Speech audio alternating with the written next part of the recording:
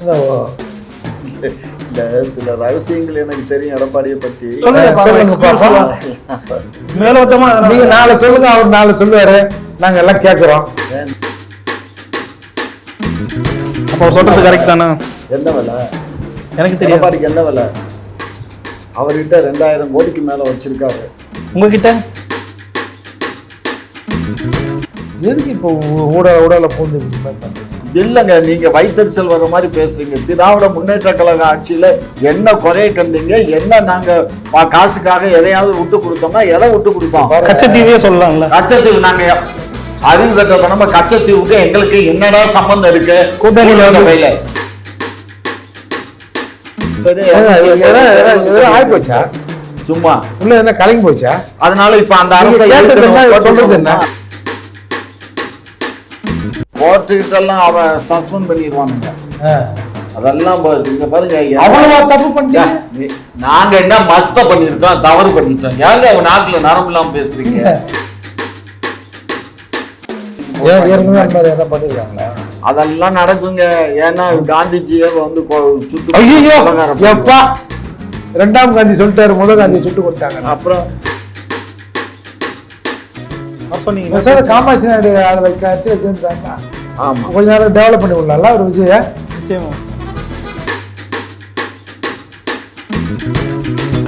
எல்லாம் இன்க்ளூடிங் நீ கூட தான். நான் என்ன போய் பேசிதானே எங்கள்கிட்ட கேள்வி கேட்கிற? நாட்டுல உங்களை தவிர மிச்சம் எல்லாருமே களவாணி போயிடுவோம். எல்லாம் பொய் பொய்யா பேசுவானுங்க. அதான் பொய் பேசுறோம், களவாணி தானே. இந்தியா கூட்டணியில நாங்க இருக்கோம், அவ்வளவுதான். தலை சுத்துது இல்ல? சுத்தாது தலை.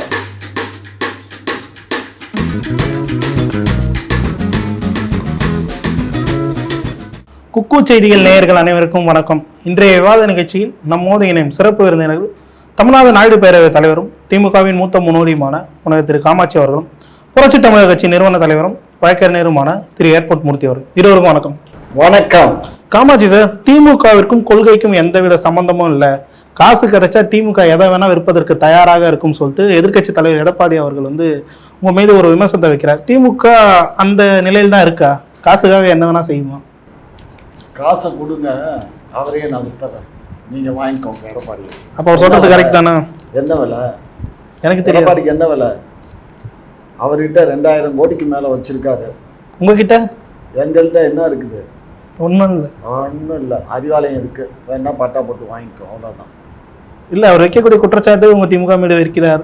அவர் வப்பாரியா போற போக்குல எதை வேணாலும் சொல்லலாங்கன்னு, உண்மை வேணான்னு தெரியணும் இல்லையா? அவரு ஒரு 4 கண்டெய்னர்ல இருந்த பூரம் கொண்டு போய் இறக்கி வச்சுக்கிட்டாரு.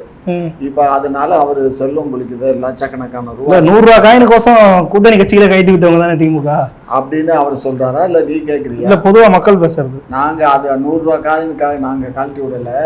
இது வந்து பாரதிய ஜனதா கட்சி அவங்க ஆட்சியில இருக்காங்க ஒன்றியத்துல, அதனால சரி சார், இது நீங்க நிறைய முறை அதை சொல்லி கேள்வி. அதனால இது வந்து நாங்க யாரையும் கழட்டி விடல, நாங்க யாரையும் புறந்தளவும் இல்லை. சார், எடப்பாடி அவர்கள் வைக்கக்கூடிய குற்றச்சாட்டு காங்கிரஸை கழட்டி விடல, பிஜேபியை சேர்த்து விட்டுருக்கோம். காங்கிரஸ் என்ற பொட்டியை கழட்டி விட்டாதானே எங்கள் ட்ரெயினில் இருந்து காங்கிரஸ் பொட்டியும் வருது, அது பின்னாடி பிஜேபி பொட்டியும் சேர்த்து விட்டுருக்கோம். அப்புறம் போக இதை கட்டுறதா அதை கட்டுறதான்னு முடிவு பண்ணுவோம். இப்போ எடப்பாடி அவர்கள் வைக்கக்கூடிய குற்றச்சாட்டு காசுக்காக திமுக எதை வேணா இருப்பதற்கு தயாராக இருக்குன்னு சொல்லிட்டு ஒரு குற்றச்சாட்டு வைக்கிறார்ல, இது அது எடப்பாடியோட வார்த்தையாக நான் பார்க்கல. பொதுவாக திமுக மீது அவங்க வந்து காசுக்காக எதை ஒன்றாலும் செய்வாங்க அப்படின்ட்டு. என்ன சார் செஞ்சிருக்கோம் இதுவரை? சொல்லுங்க, ஏதாவது ஒன்று சொல்லுங்க. காசுக்கு அவர் தான் ஏதோ எதிர்கட்சி தலைவர், ஏதோ எதிரியா இருந்து பேசுவாரு, நீங்க எதுக்கு அப்படி எல்லாம் பேசுறீங்க? இல்லைங்க, பொதுவா அந்த மாதிரி ஒரு டாக் இருக்குன்னு சொன்னேன். டாக் இருக்குது, டாக். அதான் நான் தான் சொல்றேனே, ஊர் உலகத்துல கையாளாகாத ஊரை எங்களை கரைச்சு போட்டுறானுங்க. இதெல்லாம் பேச முடியுமா? தேர்தல்ல தோத்தம் பூரா பேசுவான். பல கட்சிகள் எதிர்கட்சியா இருக்கும்போது பேசுனீங்களா? நாங்க எதிர்கட்சியா இருக்கும்போது இந்த மாதிரி எல்லாம் பேசல. காசுக்காக எடப்பாடி தன்னுடைய கௌரவத்தை விட்டு கொடுப்பான்னு ஒரு காலம் நாங்க சொல்ல மாட்டோம். இந்த நிமிஷம் ஆட்சி நீங்க அடிமை ஆட்சி நீங்க அது வேறங்க. நாங்க இந்த மாதிரி காசுக்காக எதையும் விட்டு கொடுப்பான்னு நாங்க சொல்லலைங்க. அதாவது எதுக்கு இப்போ ஊடால பூந்து இப்படி மாதிரி பண்றீங்க? இல்லைங்க, நீங்க வைத்தறிச்சல் வர்ற மாதிரி பேசுறீங்க. திராவிட முன்னேற்ற கழக ஆட்சியில என்ன குறைய கண்டீங்க? என்ன நாங்க காசுக்காக எதையாவது விட்டு கொடுத்தோம்னா எதை விட்டு கொடுத்தோம்? கச்சத்தீவே சொல்லலாம்ல. கச்சத்தீவு நாங்க அறிவு கட்டத நம்ம கச்சத்தீவுக்கு எங்களுக்கு என்னடா சம்பந்தம் இருக்கு? கூட்டணியில வந்து கையில உங்க ஆட்சிக்கு வந்து சொல்லுது. கூட்டணியில இருந்தாக்கா அதுக்காக நாங்க சொன்னாங்க கேட்டுவாங்களா? அன்னைக்கு இருந்த அரசியல் சூழ்நிலை என்ன? ஆர்டிஐல உங்க ஆட்சியை தக்க வைத்துக் கொள்ளதான் அதை குத்ததா வேற சொல்றாங்க. முட்டாப்பையில எங்களுக்கும் அதுக்கு சம்பந்தம் இல்லடா. உங்களுக்கு தெரியாம தான் நடந்ததா? தெரியாம நடக்குது, தெரிஞ்சு நடக்குது. அது நடுவண் அரசினுடைய செயல்பாடு. இதுல மாநில அரசுக்கு ஒன்னும் செயல்பாடு இல்ல. அமைதி காத்தீங்க. எது அமைதி காத்தீங்க? அமைதி காத்தோம். அமைதி காட்டலைன்னா வேற என்ன பண்ணுவ? கத்தி கப்படா தூக்கிட்டு சண்டைக்கு போவியா? எதிர்க்க வேண்டியது தானே. அதெல்லாம் ஒரு மஷ்ரூம் கொடுங்க. மாநில உரிமையில் நிலைநாட்டுவது ஒண்ணுமே காசு கொடுக்கல. இந்த வெறும் 200 கோடி தான் கொடுத்துருக்கான். 230 கோடியா 270 கோடி தான் கொடுத்தான். 32,000 கோடி கேட்டதுக்கு இந்த அதான் அதை அப்புறம் வருவோம். இப்ப அப்படிதான் நமக்கு இப்ப போன புயலுக்கு இவ்வளவுதான் வந்திருக்கு. 32,000 கோடி எங்க இருக்குது? ஆகி போச்சா? சும்மா உள்ள என்ன கலங்கி போச்சா? அதனால இப்ப அந்த அரசை சொல்றது என்ன? கட்சித்தீவு இங்க பாருங்க, ஒரு அரசாங்கத்தை எதிர்த்து மாநில அரசால எதுவும் செய்ய இயலாது தம்பி, புரிஞ்சுக்கோங்க. சரி, இது பொறுப்பான ஆட்சி விடுங்க. இப்ப வந்து ஒன்றிய அரசு வந்து எதை செஞ்சாலும் நம்மளால அதை தடுக்கவோ அல்லது அதை வந்து எப்பயுமே சத்தம் போடலாம், கூப்பாடு போடலாமே தவிர வேற எதுவும் செய்ய இயலாது. ஏன்னா அவங்கள்ட்ட ராணுவம் இருக்கு, வருமானம் என்ன பண்ணுவாங்க? சென்ட்ரல் ராணுவத்தை விட்டு ராணுவத்தை விட்டு நம்ம தலைமைச் செயலகத்தை பிடிச்சிருவாங்களா? அவ்வளவுதாங்க, முடிஞ்சு போச்சுங்க. தலைமைச் செயலகம் என்ன அவ்வளவுதான். அவரை வந்து சீஃப் செக்ரட்டரியை வந்து பொறுப்பை எடுத்துக்கிட்டு கவர்னர்கிட்ட பொறுப்பை கொடுத்து நீங்க போன்னு சொல்லி வந்துருவேன். புரிஞ்சுக்கோங்க, நிமிஷத்துல நடக்கும். அப்ப கோர்ட்டுலாம் இல்ல, கோர்ட்டுக்கிட்ட எல்லாம் அவன் சஸ்பெண்ட் பண்ணிடுவானுங்க. அதெல்லாம் இங்க பாருங்க, அவ்வளவா தப்பு பண்ணிட்டீங்க. நாங்க என்ன மஸ்த பண்ணிருக்கோம், தவறு பண்ணிட்டோம். ஏங்க அவன் நாட்டுல நரம்பு இல்லாம பேசுறீங்க? திடீர்னு அவங்க பிடிக்குவாங்கன்றீங்களா? அப்புறம் எங்களை எதுக்கு வந்து புடுங்குறான்? நாங்க குற்றவாளி அல்ல. நீங்க தான் சார் சொன்னீங்க. இங்க பாருங்க, நான் என்ன சொன்னேன்? என்ன சொன்னீங்க? ஒன்றிய அரசை பாய்ச்சிக்கிட்டா இந்த மாதிரி எல்லாம் நடக்கும்னு சொல்றேன். ஒன்றிய அரசை பாய்ச்சிக்கிட்டு யாரும் ஆட்சி பண்ண முடியாது. மம்தா பண்ணுச்சு. இப்ப மம்தா பின்னாடி வாசல் வழியா புறவாசல் வழியா எவ்வளவு கேவலப்படுத்தி விட்டான் சிபிஐ. ஐயா, நீங்க மத்திய அரசை எதிர்த்து இந்த மாதிரி தமிழக உரிமைக்காக நீங்க போராடி உங்க ஆட்சி போயிடுச்சுன்னா நாளைக்கு 234 தொகுதியில் நீங்க மட்டும் தான் ஜெயிப்பீங்க. நாங்க ஒன்றிய அரசை எதுக்காக பாய்ச்சிக்க முடியும்? இந்த காசு கொடுக்கல, அதுக்காக நாங்க சத்தம் போட முடியுமா? எங்களுக்கு நீங்க நித்தி ஆயோக்கே புறக்கணிச்சீங்க. நித்தி ஆயோக்கு புறக்கணிச்சதான் முறை. நித்தி ஆயோக்ல போச்சு, அக்கா போனாங்க மேற்கு வங்கத்துல இருந்து. அக்கா போனதுக்கு என்ன பண்ணாங்க? பேசுறது கூட டைம் கொடுக்க தைரியமா போனாங்க. தைரியமா போய் என்னத்துல வாங்கிட்டு வந்தாங்க. என்ன நீங்க அறிவு கட்டுறதுனா லேடியா இருந்து அது வேற முட்டி மோதி பார்த்தது என்ன இருந்துச்சு? கல்லுதான், பாறாங்கல்ல தான் இருந்துச்சு. எவனுக்கும் மனசு இறங்கவே இல்லை திருடனுங்களுக்கு.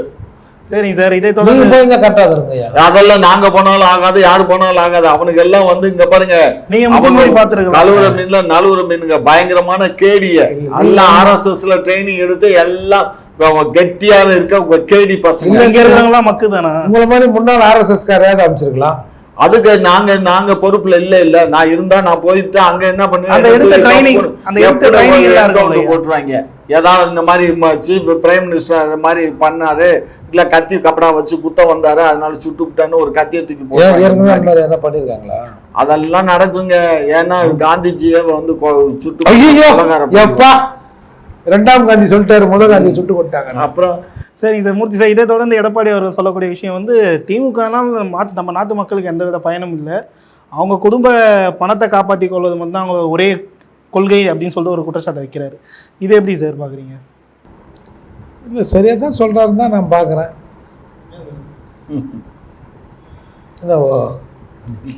இல்லை, சில ரகசியங்கள் எனக்கு தெரியும் எடப்பாடியை பற்றி. மேலோட்டமா நீங்கள் 4 சொல்லுங்க, அவர் 4 சொல்லுவார், நாங்கள் எல்லாம் கேட்குறோம். வேண்டாம் ஏங்க, அதாவது எடப்பாடி பற்றி ரகசியம் தெரியல. அவர் வந்து அரசியலாக விமர்சனம் பண்ணுறாரு, இந்த மாதிரி முறைகேடு பண்ணுறாங்க, அது பண்ணுறாங்க, இதை பண்ணுறாங்க. அதை விட்டு எனக்கு அது தெரியும், எனக்கு இது தெரியுன்றதெல்லாம் வந்து அவரை தவறான நான் வந்து வேற ஒன்றும் செக்ஸுவல் ஹராஸ்மெண்ட்ல சொல்ல பாருங்க. அப்படியெல்லாம் நான் வரல. நான் அதை பத்தி கேட்கவே இல்லையா? நீங்க அதைத்தான் சுத்தி சுத்தி வருவீங்க. இல்ல முன்னாடி அதெல்லாம் பண்ணிருக்கீங்க. சீமான் ஞாபகம் வந்துருது. ஜென்டில்மேன் தான், அவரு ஜென்டில்மேன் தான். ஆனா அரசியல்ல அன்ஃபிட் ஃபார் அரசியல். அதனால 4.5 வருஷம் அருமையா ஆண்டதாக மக்கள் பேசிக்கிறாங்கன்னு உங்களை மாதிரி கேடி எல்லாம் கேட்குறீங்க, புரிஞ்சுக்கோங்க. அப்ப நல்லா ஆச்சு பண்ணலையா? 4 ஆண்டுல என்னத்தை புடுங்கினாரு அவர்? வச்சுட்டு போன கடனை நாங்க வட்டி கேட்டா இவ்வளவு வந்து அட்ராசிட்டி அப்ப இல்லங்க. அப்ப இருந்த அரசாங்கம் நீங்க இங்க பாருங்க, அன்னைக்கு ஊடகம் வெறும் 25-30 ஊடகம் இருந்துச்சு. இன்னைக்கு 1200 ஊடகம் இருக்குது. அப்ப இந்த ஊடகம் பூரா டெய்லி எங்களை கரைச்சு கொட்டா போய் பேசுதா? ஊடகம் பூரா போய் பேசுது. நல்லா ஊடகம் போய் பேசுதா? எல்லாம் இன்க்ளூடிங் நீ கூட தான். நான் என்ன போய் பேசிதானே எங்கள்கிட்ட கேள்வி கேட்கிற? நாட்டுல உங்களை தவிர மிச்சம் எல்லாருமே களவாணி பயிலுவோம். எல்லாம் பொய் பொய்யா பேசுவானுங்க. பொய் பேசணும் கலவாணி தானே. அத நான் எதுக்கு என் வாயால சொல்லணும்? உங்க வாயால சொல்லு. ஒரு களவாணி இன்னொரு களவாணி கூடாதா? முதல்வர் வந்து வெளிநாட்டுக்கு இது மாதிரி போட்டோ ஷூட்டுக்கெல்லாம் போல, முதலீடு இருக்க தான் போனாருன்னு சொல்லிட்டு சொன்னீங்க. காலையில ஒரு வீடியோ வந்தது பாத்தீங்கன்னா நானே பார்த்து மறந்துட்டேன். எவ்வளவு ஒருத்தர் இப்படி வச்சுட்டு இருக்கிறான். அதுக்கு முன்னாடி போய் ஒரு குழந்தைங்க பண்ணது, குழந்தைங்க சின்ன வயசுல இப்படின்னு இல்ல, அதே மாதிரி இவர் போய் நிற்கிறாரு. என்னதான் ஆச்சு நம்ம முதல்வர்? இதெல்லாம் ஒரு பிரியத்தின் இதுல அங்க இருக்கக்கூடிய அது அவருக்கு செய்யட்டுங்க. அதை ஏங்க வீடியோவா எடுத்து இங்க அனுப்புறீங்க? ஆமா, வீடியோவை எடுத்து முதலமைச்சர் தான் அனுப்புறாரு. அங்க இருக்கக்கூடிய அவங்க எவ்வளவு தமிழர்கள் இருக்காங்க, கட்சிக்காரன் இருக்கான், தொண்டர்கள் இருக்கான், அவன் செய்யறத போய் இதெல்லாம் ஒரு இதா பேசுறீங்களா? ஒரு முதல்வர் வந்து அப்போ நீங்க பண்ண இன்னொரு விஷயத்த சொல்லுவா. என்ன சொல்லு? டைம் ஸ்கொயர்ல வந்து முதல்வர் போட்டோ வந்தது இல்ல, அது யார் போட்டா? கட்சிக்காரன் போட்டானா? கட்சிக்காரன் காசு கொடுத்து போட்டது. அது கட்சிக்காரன் காசு. அதுவும் இந்த டிவில வந்து செய்தி வந்த பிறகு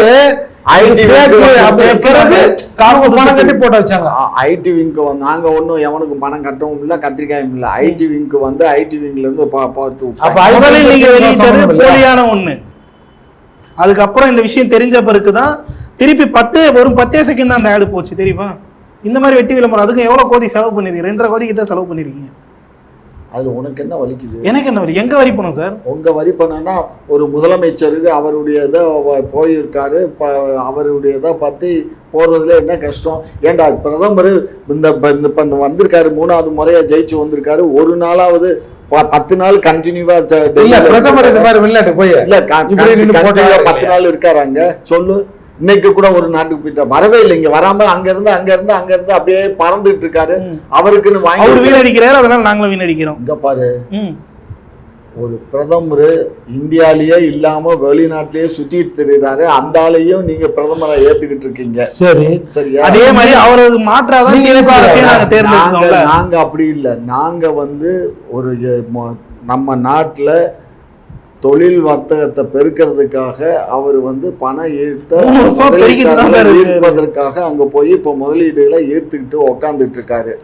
அதை நீங்க முதலீடு வாங்க போனாருன்னா சொல்லுங்க ஐயா. ஒரு மாதிரி முதலீடு ஈர்க்க போனாரு. சரி, வாங்க போனாரு. எப்படி வந்தாலும் வச்சுக்கோங்க, தானிக்கு பேரு தீனிதா, எல்லாம் ஒண்ணுதான். அதனால வாங்க போனாரு, வாங்கிட்டு வர்றாரு. சரிங்க சார். இதை தொடர்ந்து வந்து நீங்க வந்து இப்போ நாணயவெளியத்துல காங்கிரஸை கைது விட்டீங்கல்ல? இல்ல நான் முடிச்சிடுறேன். பேசுறதே நீ கேட்கறத கழுவி விட்டா கத்திரிக்காய் விட்டோன்ற நீ என்ன கழட்டி விட்டாங்க?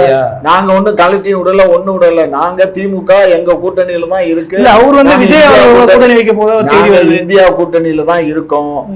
நாங்க தமிழ்நாட்டுல எங்களோட அவங்க இருக்காங்க. அவங்க விஜய் கூட நீங்க அவரோட இருக்கீங்களா? அவங்க உங்களோட இருக்காங்க. தமிழ்நாட்டுல எங்களோட அவங்க இருக்காங்க. இந்தியால இந்தியா கூட்டணியில நாங்க இருக்கோம். அவ்வளவுதான். தலை சுத்துது இல்ல? சுத்தாது தலை. சரி, இப்போ வந்து அவர் வந்து விஜய் அவர்கள் கூட்டணி வைக்க போதாகவும் விஜயோட மாநாட்டில் வந்து ராகுல் காந்தி அவர்கள் கலந்து கொள்ள போதாகவும் ஒரு செய்தி வருது. இது எப்படி சார் பாக்குறீங்க? உங்களுக்கு எதிராக மாறுதா களம்? இது என்ன தப்பு இருக்கு? தப்பு இருக்கு. நாளைக்கு இதே சிஎம் கூப்பிட்டா கூட அவரும் போய் கலந்துக்குவார். நீங்க போய் கலந்துப்பீங்க டெஃபினட்டா. இதுல என்ன தப்பு இருக்கு? அப்போ உங்களுக்கு திருமாவளவன் மீட்டிங் போட இல்ல எங்க முதலமைச்சர் போய் கலந்துக்குவீங்க. திருமாவளவன் உங்கால கூட்டணி அவரு அப்படியெல்லாம் ஒண்ணும் இல்ல தம்பி. இங்க பாருங்க, யாரு நம்மளை கூப்பிடுறாங்களோ வாங்கன்னு இன்வைட் பண்ணா போய்தான் ஆகணும். அதே பிஜேபி கூப்பிட்டா கூப்பிடுவாங்க. பிஜேபி கூப்பிட்டா நாங்க போவோம். ஆனா நீங்க அவங்களை கூப்பிடுவீங்க. நாங்க எது கூப்பிட்டோம்? அவங்க வந்து பணத்தை இங்க வந்து வெளியிட்டு போனாங்க, அவ்வளவுதான். அது ராஜா சிங்கே தான் வரணுமா? ராஜ்நாத் சிங்கே தான் வரணுமான்னு நாங்க ஒண்ணும் கேட்கலங்க. அவங்க அனுப்பிச்சு வைக்கிறாங்க, அங்க புரோட்டோகாலுங்க. அவங்க யாரும் அனுப்பல. இல்லையா, அவர் அப்படி கேட்கல. இது மாதிரி தமிழ்நாடு அரசு தான் எங்களை வந்து இன்வைட் பண்ணிச்சு. போட்டிருந்தாரு, அதை நான் பார்த்தேன். என்ன பார்த்தேன்? இது மாதிரி தமிழக அரசு தான் எங்களை வந்து இந்த சிறப்பிக்குமாறு வந்து சிறப்பித்து, அதாவது அவங்க அங்க வெளியிடுறேன்னு சொன்னாங்க, புரிஞ்சுக்கோங்க. அங்க வெளியிடா இங்க வந்து வெளியிடுங்க. ஒரு கதை விட்டா நாங்க நம்பிடுவோம் நினைக்காது. இல்லங்க, டெல்லியில அவங்க என்ன பண்ணுவாங்க? இல்ல, எல்முருகன் அப்படி சொல்லி. என்னப்பா எல்முருகன் அப்படி சொல்லி என்ன? எல்முருகன் என்ன சொன்னாரு? இது மாதிரி நீங்க தான் இந்த விழா நடத்துனீங்க சொல்றீங்க. நாங்க தான் விழா நடத்தணும். ஆனா வெளியிட்டது யாரு? ஒன்றிய அரசு. புரிஞ்சுக்கோங்க, நான் சொல்றேன். நோட்டை நீங்க அடிக்க முடியும், காயில நீங்க அடிக்க முடியும். அதான் ஒன்றிய அரசு அடிக்குது, அவங்க வெளியிடுறாங்க. நாங்க இங்க கொண்டு வந்து வெளியிட அவங்க அடிச்சு தராங்க. அந்த மிஷின் அவங்க கிட்ட இருக்கு, அந்த உரிமை அவங்க கிட்ட இருக்கு. அவங்கள்ட்ட இருக்கிறதுனால தாங்க அவங்க அடிக்கிறாங்க, அவங்க வெளியிடுறாங்க. அதை சென்னையில கொண்டுட்டு வந்து எங்க மக்கள் முன்னாடி வெளியிடு. சரிங்க சார், இதுல என்ன தப்பு இருக்கு? ஏங்க தப்பு இல்லாத தப்பா பேசுறீங்க. காயின் ரெடி ஆன பிறகு மத்திய அரசு கூப்பிட்டியோ, காயின் ரெடி ஆயிடுச்சு, ஒரு விழா ரெடி பண்ணு, நான் வந்து அதை வெளியிடுறேன்னு சொன்ன மாதிரில அவர் சொல்றாரு. அப்படியா? அந்த மாதிரி அவங்க சொல்லணும்னு அவசியம் இல்லை. நாங்க எங்களுக்கு அதான் நாங்க அங்க வந்து வாங்கலைங்க. நீங்க இங்க சென்னையில வந்து நீங்க தடுமாறுறீங்க. நாங்க ஒண்ணும் என்னத்துக்கு நாங்க தடுமாறுறோம்? என்னத்துக்கு? எங்களுக்கு என்ன தடுமாறும்? மடியில கணக்கு இருந்தா தாங்க வழியில பயம். ஒரு பொய்ய வந்து பேசினா கடைசி வரைக்கும் ஒரு பொய்ய பேசுறேன், ஒரு பொய்ய அப்படியே பேசணும். அதெல்லாம் பொய்யும் இல்ல, கத்திரிக்காயும் இல்ல. ஒன்றிய அரசு அடிச்சிருக்கு, ஒன்றிய அரசு அந்த நாணயம் ஒன்றிய அரசு நடத்திய விழா நீங்க அதுக்கப்புறம் இல்ல இல்ல நான் தான் அன்னைக்குல இருந்து சொல்றேன். சீஃப் செக்ரட்டரி தமிழ்நாடு அரசு விழா, சீஃப் செக்ரட்டரி தான் இன்விடேஷன் போட்டாரு, புரிஞ்சுக்கோங்க. அதை ஒன்றிய அரசு வெளியிட்டுச்சு. அவர் போட்டதாவே இருக்குது சார். இதை தொடர்ந்து வந்து ஜெயக்குமார் அவர்கள் என்ன சொல்றாருன்னா, திமுக வந்து விஜய் அரசியலுக்கு வர்றதை பார்த்து பயப்படுது, ஏன்னா அவங்க வாக்கை தான் விஜய் வந்து உதைப்பாரு அப்படின்னு சொல்லிட்டு ஜெயக்குமார் ஒரு கருத்தை வைக்கிறாரு. அவரெல்லாம் சொல்றாரு சார், யாரும் சொன்னாலும் அது சார் அவர்லாம் ஒரு ஆளா, அவங்களாம் ஒரு ஆளா. ஆமையா, ஜெயக்குமார் என்ன சொல்றாரு? அவங்க கட்சியில இருந்து அங்க போக மாட்டானா? அவங்க ரசிகர் இல்லையா அவங்க கட்சியில? என்ன பேசுற? எல்லா கட்சியிலயும் விஜய் ரசிகர்கள் இருக்கத்தான் செய்வான். அந்த விஜய் ரசிகர்கள் கட்சி ஆரம்பிச்சா அங்க ஒன்னும் ரசிகர்களா இருந்தான்னா கட்சி ஆரம்பிச்சா போக மாட்டான். அவன் சினிமா படத்துக்கு தான் ரசிகரா இருப்பான். அரசியல்ல இருக்கவன் இப்ப ஒண்ணும் இல்லை. திமுகல இருக்கக்கூடிய அவருடைய ரசிகர்கள் கண்டிப்பா அவர் கட்சி ஆரம்பிச்சா போக மாட்டான். புரிஞ்சுக்கோ, அது வேற. அரசியல் வேற, ரசிகர்கள் என்பது வேற. அப்ப மத்த கட்சியில இருந்து மட்டும் போவாங்க? எல்லா கட்சியிலயும் அதான் நிலைமை, எல்லா கட்சியிலயும் அதான் நிலைமை. ரசிகர்களா இருக்கவன் அவன் விருப்பப்பட்டா போவான். அப்புறம் ஏன் சார் அவருக்கு வந்து மாநாடு ஒதுக்கத்துல இவ்வளவு பெரிய சிக்கல் பண்றீங்க திமுக? யார் சிக்கல் பண்ணா? நீங்க தான். நீ என்ன இதுதான் கலந்துக்கிடுச்சா? இல்லையே, அவங்க கட்சி நிர்வாகிகள் தான் சொன்னாங்க.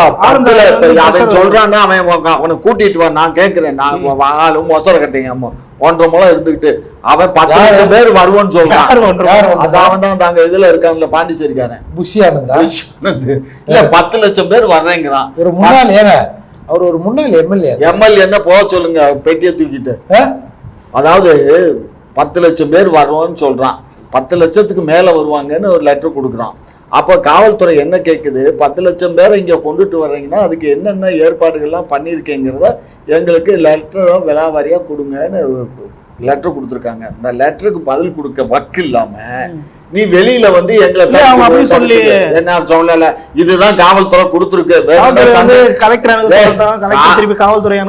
பாரு, ஆமா காவல்துறை வந்து அதுக்கு வந்து பந்தோஸ்து கொடுக்கறது தான் காவல்துறை, அனுமதி கொடுக்கறது கலெக்டர்.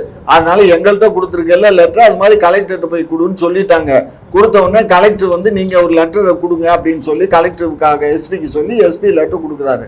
இது வந்து முறைதான்ப்பா. இது இங்கே பாரு, நான்லாம் மாநாடு நடத்தணும்ப்பா, எனக்கு தெரியும்ப்பா இது எந்த மாதிரி. நாங்கள் பிடிஆரில் மாநாடு போட்டேன். அப்போ நான் வந்து இங்கே எஸ்பி, இங்கே கமிஷனர் ஆஃபீஸ்லேயே ஒரு எஸ்பி இருப்பார், அவர்கிட்ட தான் போய் நம்ம இந்த லெட்டரை கொடுக்கணும். அவர் என்ன பண்ணார், கமிஷனரை பார்த்து சரி இப்போ சார் உங்களுக்கு இவ்வளோ விஷயம் தெரிஞ்சு நீங்கள் போய் விஜய் கட்சியில் சேர்ந்துட்டாங்க. ஏங்க எவனோ கிளப்பி விட்டாங்க. அவன் அன்னைக்கு இவன் வந்து நம்ம ஆனந்த் இல்லை லயலா மணி, அவன் எனக்கு ஃபோன் பண்ணி என்ன நைனா நாங்கள்லாம் இருக்கோம், நீங்க என்னமோ விஜய் கூட வரேன்னு சொன்னீங்களாமே, நீ நேரா வாப்பா பேசிக்கலாம் அப்படின்னு. எப்படி இருக்கு? நேரா போனீங்களா? நேரா போனீங்களா? நான் எதுக்குடா போறேன்? வர சொன்னீங்க சார். காமாட்சி நாயுடு அதில் கட்சியில் சேர்ந்துட்டாருன்னா ஆமா கொஞ்ச நேரம் டெவலப் பண்ணி விடலாம்ல ஒரு விஜய.